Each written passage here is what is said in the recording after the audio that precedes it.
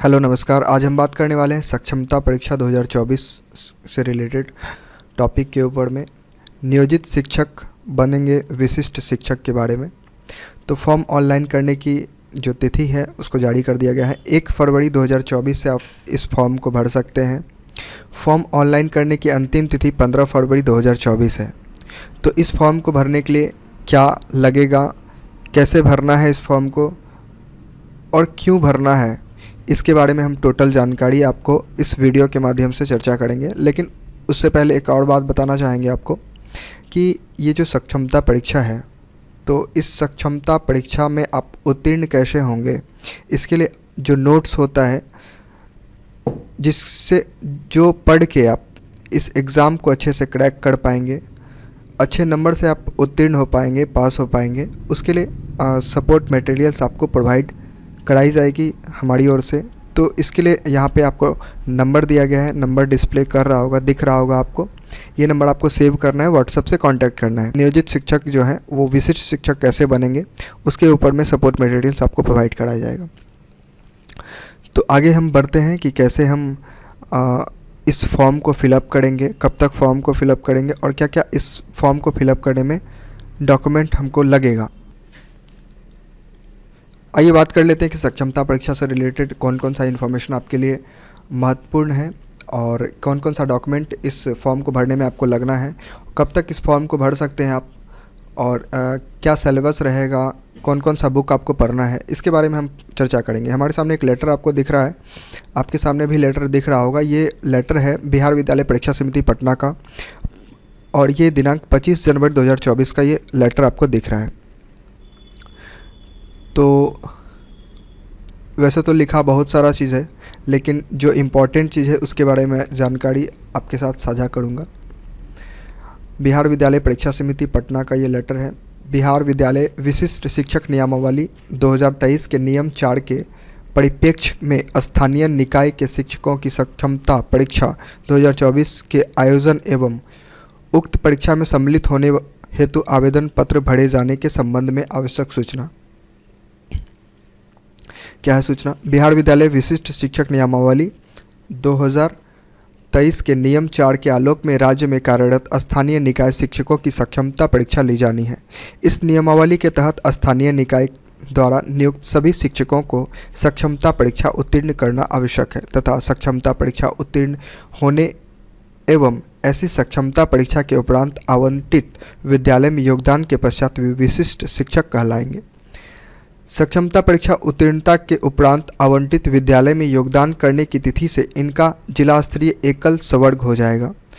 मतलब जहाँ पे वो ऑलरेडी पहले से पढ़ा रहे हैं, तो ऐसा नहीं कि वो बदल जाएगा। कुछ बदलने का मतलब ये नहीं कि आपका सैलरी नहीं बदलेगा या कुछ, मतलब आपका वहाँ से ट्रांसफ़र होकर दूसरे जगह चले जाएगा।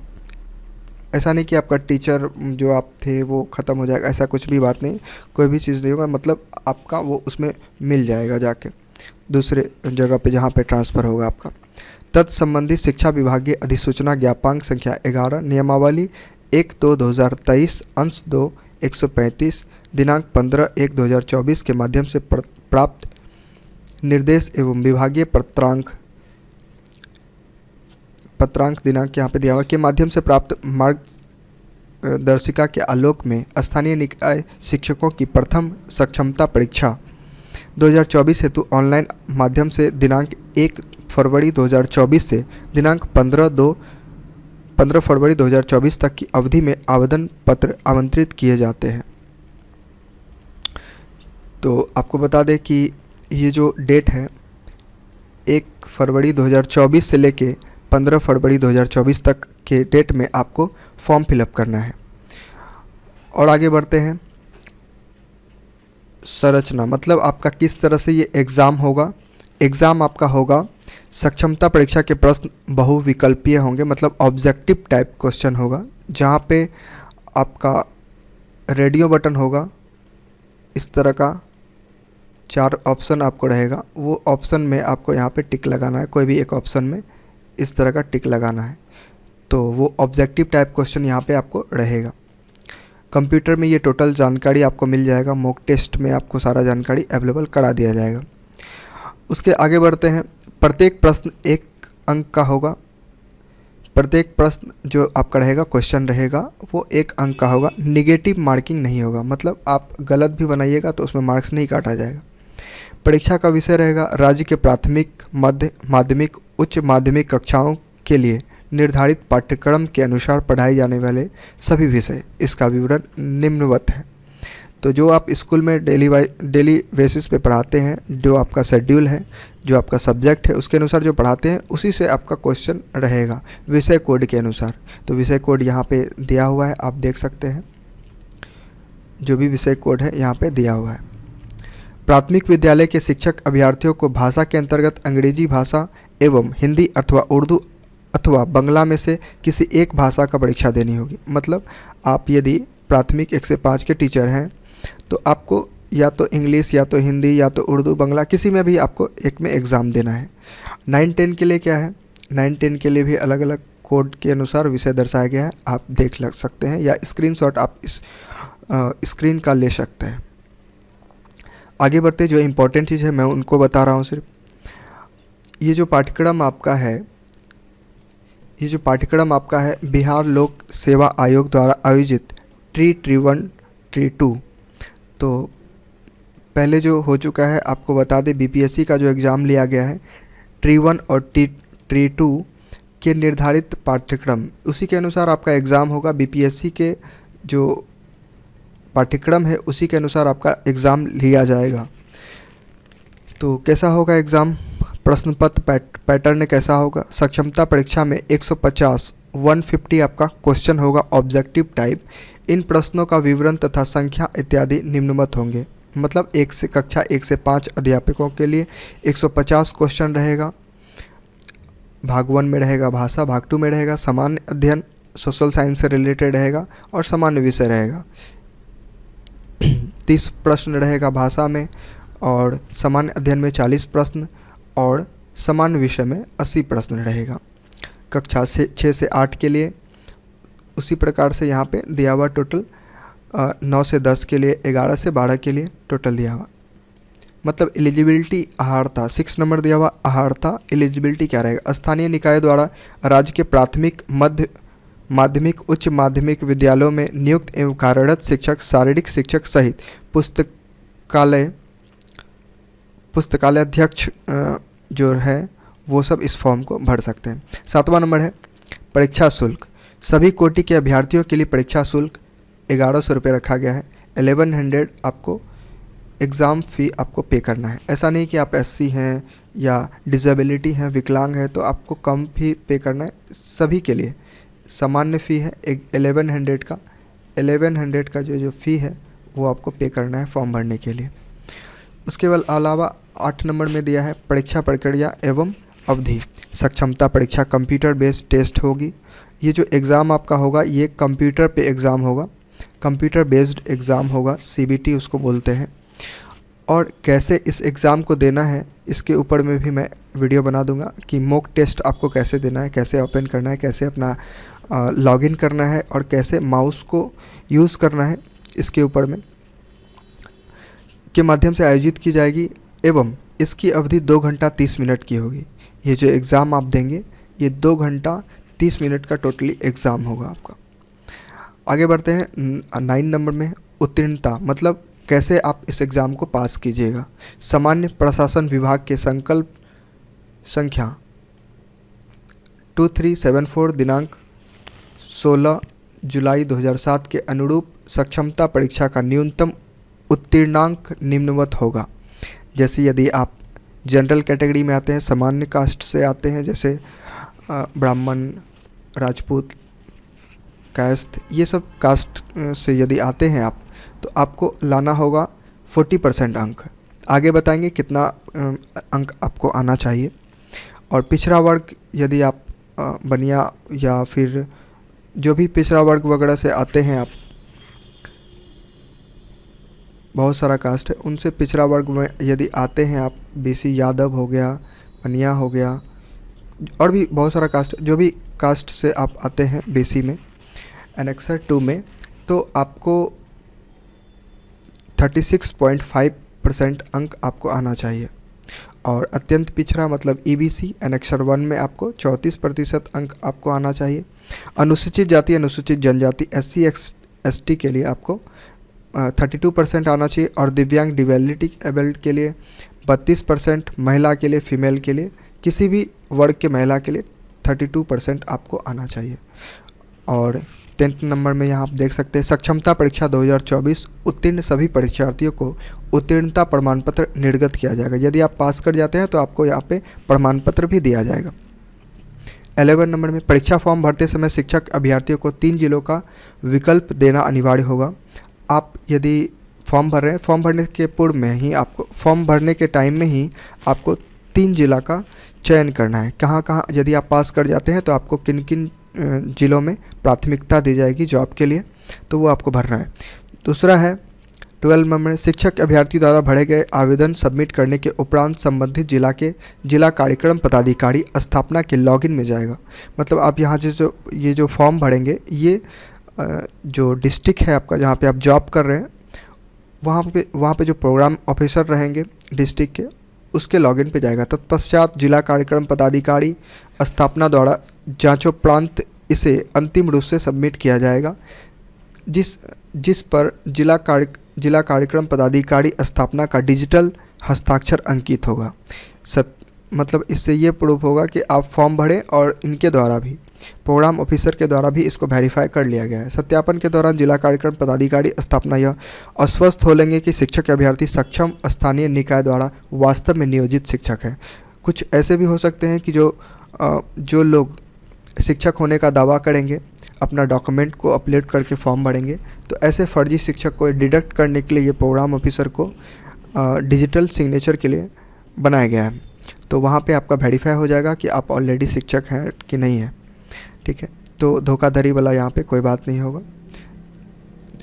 30 नंबर में यहाँ पे जो दिया गया है, परीक्षा फॉर्म भरते समय शिक्षक अभ्यर्थी द्वारा खासकर पिता पति नाम, जन्म तिथि एवं योगदान की तिथि इत्यादि सही भरा गया है या नहीं, मिलान करने के उपरांत सबमिट किया जाएगा।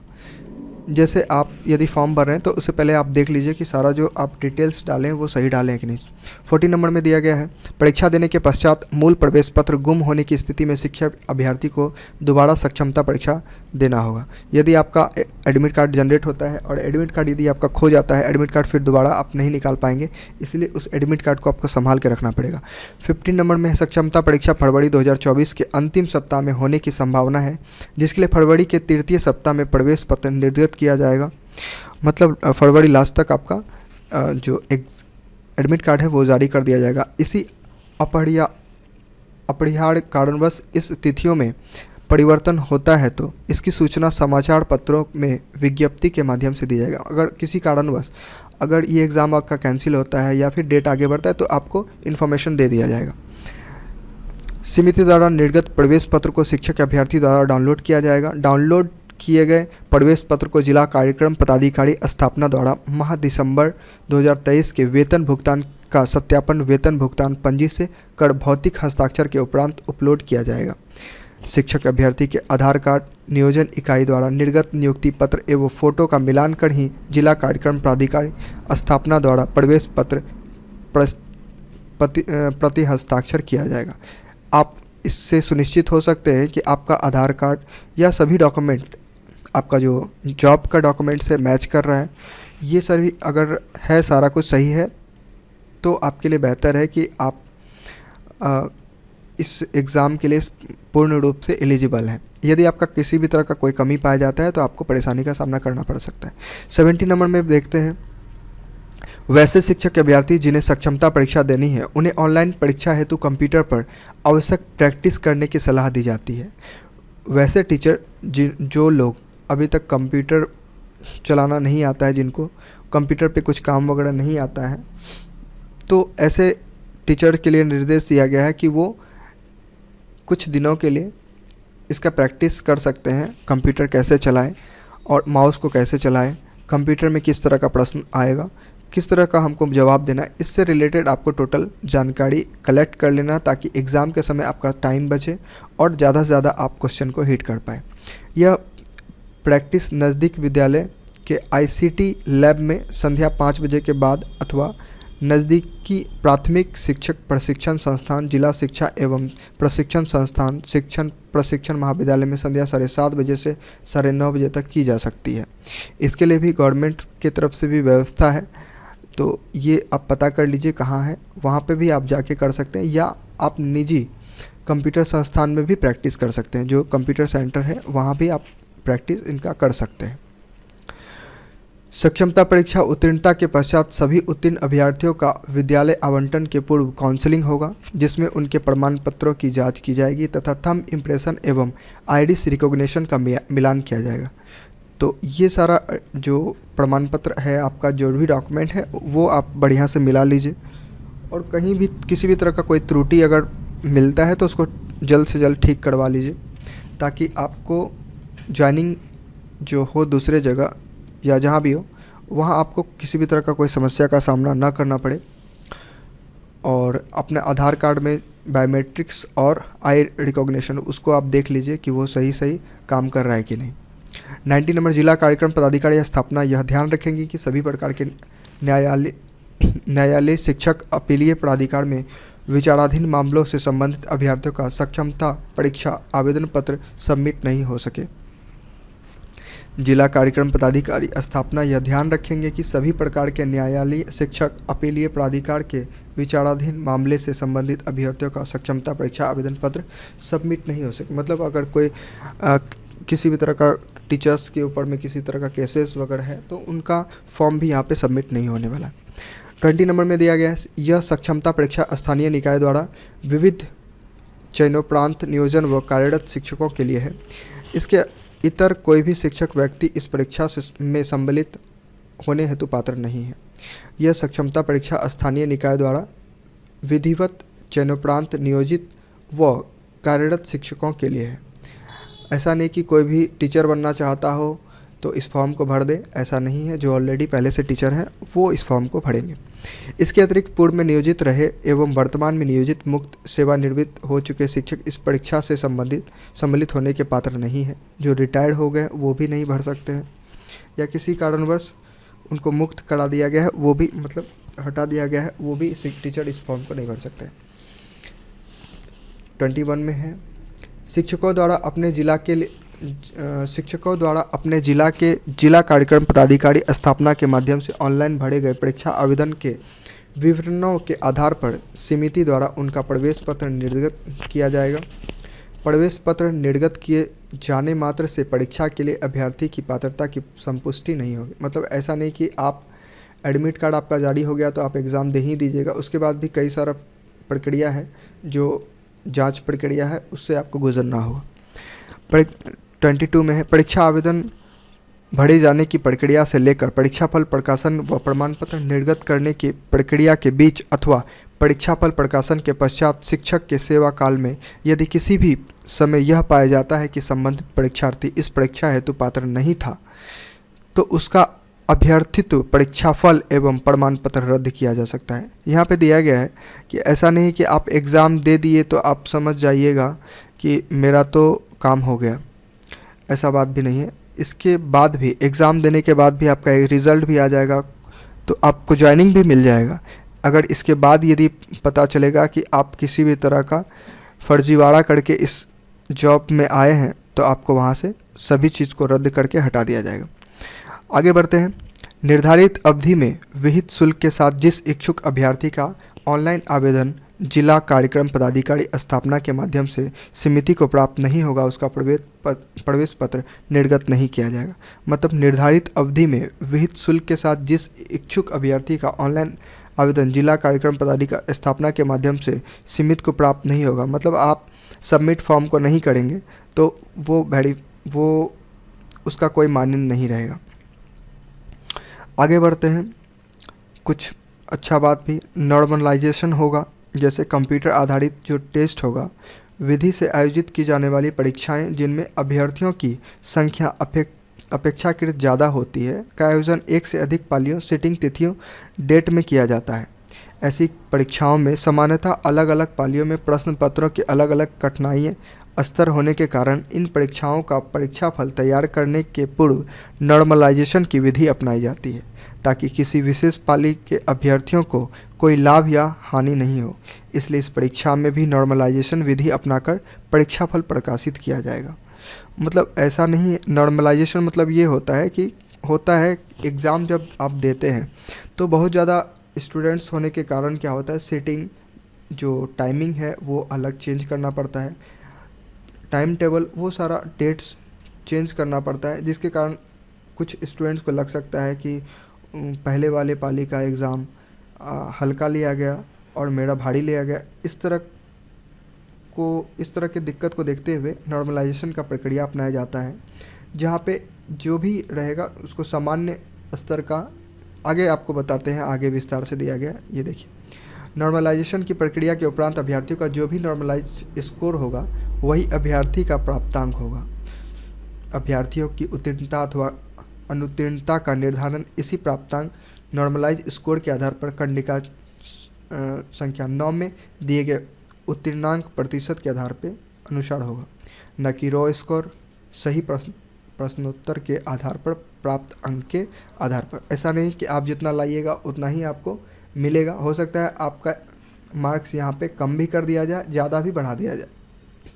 ये नॉर्मलाइजेशन और आपके आंसर देने के ऊपर में रहेगा कि आप कितना आंसर को हिट कर पाते हैं, कितना आंसर को कर पाते हैं। उदाहरण स्वरूप किसी सामान्य श्रेणी के अभ्यर्थियों का 150 अंकों की परीक्षा में रॉ स्कोर 61 है, मतलब आप 150 का एग्ज़ाम दिए, उसमें आपका 61 अंक आया, तथा नॉर्मलाइजेशन प्रक्रिया के उपरांत जिसका नॉर्मलाइजेशन स्कोर 59.10 आता है, तो निर्धारित उत्तीर्णांक 150 का 40% 60 प्राप्त नहीं करने के कारण अभ्यर्थी का रिजल्ट अनुत्तीर्ण घोषित होगा। मतलब आप अगर ज़्यादा भी बनाते हैं लेकिन नॉर्मलाइज में आप आ जाते हैं, नॉर्मलाइज कैटेगरी में अगर आ जाते हैं, रिजल्ट उस तरह से दिया जाएगा तो भी आपका सिलेक्शन मुश्किल है। आप ज़्यादा भी बना के नॉर्मलाइज कैटेगरी में आके छट सकते हैं। यद्यपि परीक्षा में गलत उत्तर हेतु नेगेटिव मार्किंग का प्रावधान नहीं है, किंतु नॉर्मलाइजेशन की प्रक्रिया में अपेक्षाकृत अधिक प्रश्नों के गलत उत्तर दिए जाने की स्थिति में भी नॉर्मलाइजेशन स्कोर में ऋणात्मक प्रभाव आ सकता है। मतलब आप ऐसा नहीं कि नॉर्मलाइज दिया गया है तो आपका बढ़ा दिया जाएगा, घटा दिया जाएगा, ऐसा भी बात नहीं है।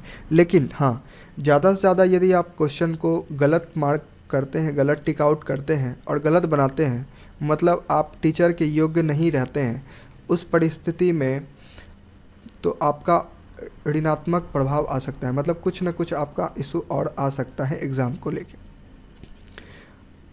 आगे बढ़ते हैं। ऑनलाइन परीक्षा आवेदन पत्र भरने के लिए परीक्षा शुल्क जमा करने की तिथि। उक्त परीक्षा में सम्मिलित होने हेतु केवल तथा कंडिका 6 के अनुरूप निर्धारित अर्हता रखने वाले अभ्यर्थियों से सिर्फ ऑनलाइन के माध्यम से परीक्षा आवेदन पत्र एवं परीक्षा शुल्क दिनांक 1 फरवरी 2024 से दिनांक 15 फरवरी 2024 तक स्वीकार किए जाएंगे। परीक्षा आवेदन पत्र भरने की विधि, आपको वेबसाइट दिया जाएगा, वेबसाइट पे जाके आप फॉर्म भरेंगे। कैसे फॉर्म भरना है इसके ऊपर में वीडियो आएगा, तो आप देख लीजिए। परीक्षा आवेदन पत्र समिति की वेबसाइट पर भरने की विस्तृत विधि निम्नवत है। पहला जो स्टेप्स होगा पंजीकरण, फिर फॉर्म भरना, फिर पेमेंट आपको कटाना है। तो आगे बढ़ते हैं। आपको क्या क्या डॉक्यूमेंट लगेगा उसके बारे में चर्चा कर लेते हैं।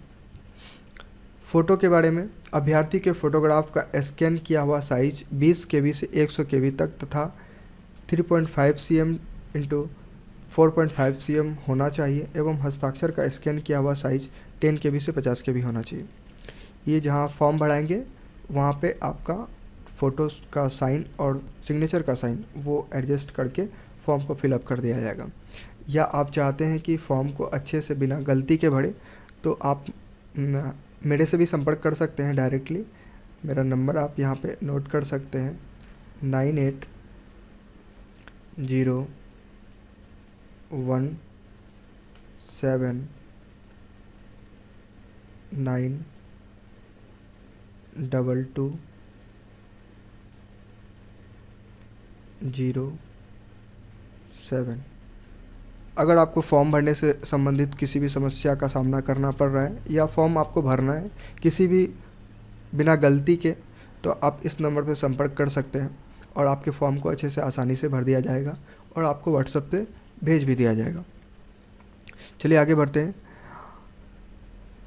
तो आपका जो फ़ोटो होगा ये रंगीन फ़ोटोग्राफ रिसेंट का होना चाहिए एवं फ़ोटोग्राफ का बैकग्राउंड सफ़ेद अथवा हल्के रंग का होना चाहिए। कोई भी है या तो वाइट, कोशिश कीजिए कि वाइट ही आप अपना बैकग्राउंड को रखिए, बढ़िया रहेगा, जिसमें आपका आँख व चेहरा स्पष्ट रूप से दिखाई दे। आपको ना ही चश्मा पहन के फ़ोटो खिंचाना, ना ही टोपी लगा के फ़ोटो खिंचाना, ना ही मफलर गमछा लगा के आपको फ़ोटो खिंचाना है। आपको स्पष्ट रूप से दिखने वाला फ़ोटो खिंचाना है। फ़ोटो खिंचाने के समय सिर पर टोपी या कोई भी कपड़ा या काला चश्मा स्वीकार नहीं है, ये यहाँ भी लिखा हुआ है। कौन कौन सा डॉक्यूमेंट आपको अपलोड करना है? अपलोड करना है आपको 10th का प्रमाण पत्र, इंटर का प्रमाण पत्र। यहाँ पे 2 चीज़ लिखा हुआ है, प्रमाण पत्र और अंक पत्र, मतलब मार्कशीट और मूल प्रमाण पत्र दोनों करना है। मूल प्रमाण पत्र यदि आप अभी तक नहीं लिए हैं तो आप अपने स्कूल या कॉलेज से जाके ले सकते हैं। अगर नहीं भी है तो आप प्रोविज़नल भी दे सकते हैं, लेकिन बेहतर रहेगा आप टीचर ऑलरेडी हैं तो आपके पास सारा डॉक्यूमेंट पहले से होगा। नहीं है तो आप लेके जो यहाँ लिखा हुआ है, जो विज्ञापन में लिखा हुआ है, जो एडवर्टीज़मेंट में लिखा हुआ है, जो लेटर में लिखा हुआ है, वो चीज़ आपको डालना है। स्नातक का प्रमाण पत्र एवं अंक पत्र सेम, यानी कि मार्कशीट और मूल प्रमाण पत्र आपको देना है। और यदि आप पीजी हैं तो पीजी का भी, बीएड है तो बीएड, डीएलएड, बिलीव यानी लाइब्रेरियन है, लाइब्रेरियन का कोर्स है, वो जो भी है डिग्री आपको वहाँ पे मार्कशीट और मूल प्रमाण पत्र दोनों देना है। आरक्षित श्रेणी के आवेदकों के लिए सक्षम प्राधिकार द्वारा निर्गत जाति प्रमाण पत्र आपको देना है। तो मतलब सीओ हो गया, आरओ हो गया, रेवेन्यू ऑफिसर, सर्किल ऑफिसर के द्वारा जारी किया जाता है, जाति, आय, निवास वगैरह। तो आपको यहाँ पे एक चीज़ का ध्यान रखना है, जो फीमेल है, फीमेल कैंडिडेट है और जो मैरिड है तो उनका जो जाति है वो बनेगा उनके मायके से, जाति उनके मायके से बनेगा, आप ये चीज़ का ध्यान रखेंगे। और निवासी आय उनके हस्बैंड के यहाँ से बनेगा। सिर्फ जाति जो है, कास्ट आपको कहाँ से बनाना है, अपना मायके से बनाना है, ठीक है। और आय और निवास आपको बनाना है अपने हस्बैंड के यहाँ से, जो एड्रेस है उनका। अगर इससे रिलेटेड भी आपको कोई समस्या आता है, कैसे बनाना है, क्या क्या डॉक्यूमेंट लगेगा जाति बनाने में, तो भी आप मेरा जो यहाँ नंबर दिया गया है, आप इस नंबर पे संपर्क कर सकते हैं और आपको बता दिया जाएगा कि कैसे आप जाति आय निवासी बिहार में किसी जगह का आप भर सकते हैं, आप बना सकते हैं ऑनलाइन। आगे बढ़ते हैं। आपको आधार कार्ड देना है, अपना आधार कार्ड, टीटी, सीटेट, स्टेट उत्तीर्णता प्रमाण पत्र अगर है तो देना है। नियोजित इकाई द्वारा जारी किया गया नियुक्ति पत्र यानी कि ज्वाइनिंग लेटर भी आपको देना है। अगर आप डिसेबिलिटी हैं, दिव्यांग हैं, उसका भी प्रमाण पत्र आपको देना है, ठीक है। ये सारा आप यदि भर लेते हैं तो आपको यूज़र आईडी, पासवर्ड वगैरह भी मिलेगा। यहाँ लिखा ऑनलाइन के माध्यम से अलावे किसी अन्य माध्यम से आवेदन स्वीकार नहीं किया जाएगा। तो कुल मिला के ये सारा बात है। आप जो इम्पोर्टेंट था मैंने आपको बताया कि आपको फॉर्म कैसे भरना है, क्या करना है और कैसे आप इस फॉर्म को आसानी से भर सकते हैं। उसके अलावा यहाँ पे कुछ कुछ चीज़ भी दिखा रहा है, जैसा कि देख सकते हैं। आरक्षण यदि आपको पाना है तो उसके लिए आप जाति जो है वो लगाएंगे, लेकिन जो लोग जनरल में आते हैं उनको EWS लगाना है और जो लोग BC में आते हैं, BC कैटेगरी में आते हैं, EBC में आते हैं, उनको OBC NCL बनाना है। OBC NCL बनाने का प्रक्रिया क्या है? OBC NCL बनाने का प्रक्रिया ये है कि आपको जाति, आय, निवासी तीनों बना होना चाहिए। तो आप ये देख लीजिए, अगर आपका अभी तक नहीं है या पुराना है, पुराना भी आपका नहीं चलेगा, ज़्यादा दिन पुराना का नहीं चलेगा, 6 महीना पुराना आप दे सकते हैं। 6 महीना से ज़्यादा पुराना है तो आपको नया बनाना होगा। क्या कैसे बनाएंगे इसके ऊपर मैंने अपना नंबर भी दिया है, प्रोवाइड किया है, वो आप मेरे से व्हाट्सअप से पूछ सकते हैं। अब फॉर्म का पैटर्न क्या रहेगा, फॉर्म कैसा रहेगा, ये देखिए। फॉर्म में आपको इस तरह का एक प्रारूप दिया गया है, ये सारा ऑनलाइन रहेगा, लेकिन आप देख सकते हैं इस तरह का, जहाँ पे आपका अभी आपका पोस्टिंग कहाँ है उसके बारे में पूछ रहा है। उसके बाद यहाँ पे आपको टिक लगाना है किस में आपको फॉर्म भरना है, 6 से 8 में, 9 to 10 में, ये सब। तो आपका जो टीचर किस प्रकार के हैं, हम जिला परिषद है, प्रखंड है, पंचायत है, नगर निगम है, नगर परिषद है, इस तरह का है। करंट पोस्टिंग दिया रहेगा, करंट स्कूल नेम रहेगा, ठीक है, डाइस कोड रहेगा स्कूल का, ये सारा आपको पता कर लेना है। ई शिक्षा कोड कोर्स का जो आईडी है उसको भी आपको राइट डाउन लिख के रखना है। नियोजन का लेटर नंबर, फर्स्ट पोस्टिंग वगैरह, ये सब आपको देख लेना है, जो इम्पोर्टेंट चीज़ है। उसके बाद आपको जो इम्पोर्टेंट है वो है डिस्ट्रिक्ट, भी आप अपने मन में बैठा लीजिए कौन कौन डिस्ट्रिक्ट का आप चयन करेंगे, ताकि आपको आसानी और सहूलियत रहे आपके एग्ज़ाम पास होने के बाद वही उसी डिस्ट्रिक्ट में आपको जॉब करना है। और डिस्ट्रिक्ट प्रोग्राम ऑफिसर यहाँ पे आपका अप्रूवल करेंगे और कैंडिडेट सिग्नेचर यहाँ पे रहेगा। तो उसके बाद आप इस फॉर्म को आसानी से भर सकते हैं और एग्ज़ाम देने के लिए एलिजिबल हो सकते हैं। अगर हमारी वीडियो से संबंधित या किसी भी तरह का कोई समस्या आ रहा हो या आपको कोई बात समझ में ना आया हो तो आप मेरे से बेहिचक पूछ सकते हैं व्हाट्सएप के माध्यम से। एक बार फिर मैं यहाँ पे अपना नंबर नोट कर दे रहा हूँ, 9801792207। इस नंबर को आप नोट कर लीजिए। और फॉर्म भरने से रिलेटेड आपका किसी भी समस्या का अगर आपको सामना करना पड़ रहा है या कोई भी क्वेश्चन आ रहा है आपके मन में, तो आप मेरे इस वीडियो में कमेंट करके पूछ सकते हैं। प्रयास करूंगा कि मैं आपके प्रश्न का जवाब दे पाऊँ। आज के लिए इस वीडियो में इतना ही। आगे कैसे फॉर्म को फिलअप करना है आगे हम लोग बात करेंगे, चर्चा करेंगे। Thank you.